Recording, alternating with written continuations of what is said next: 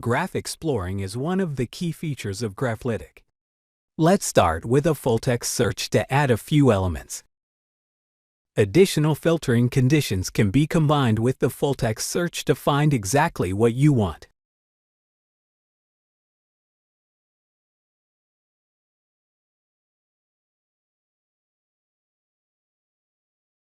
You can expand the notes by double-clicking or using the Expand option of the context menu.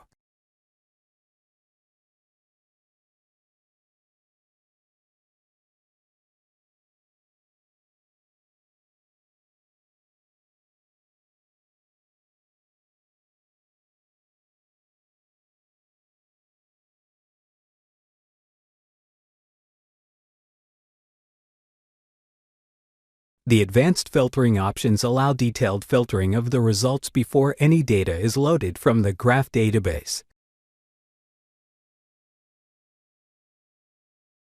After adding the condition for node or relationship data, select which relationship groups you want to add to the visualization. The layout options can be used to reposition the selected nodes in commonly used patterns like circular, tree, grid, or force-directed simulation. This is particularly helpful when the visualization becomes larger. The selected graph part can be rotated by holding down the right mouse button and moving the mouse in the desired direction. To hide some nodes, select them and click the Hide button in the toolbox or use the Hide option in the context menu.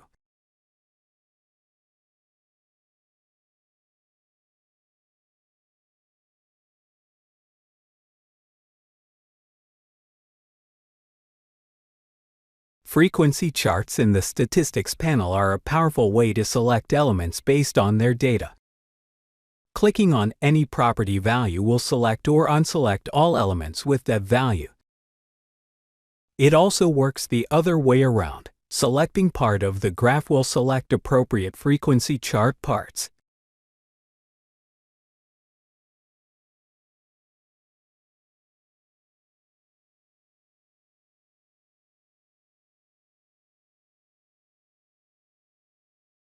The Detail tab shows detailed information stored on the selected node or relationship.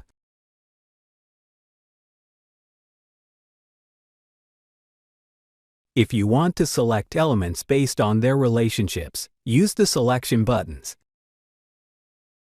You can also choose the direction of selection propagation or implement your own selection logic as a custom widget.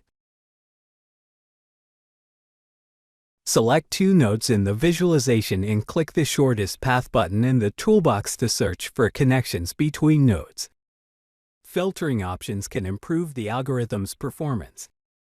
The shortest paths are calculated in the database and presented in a preview window.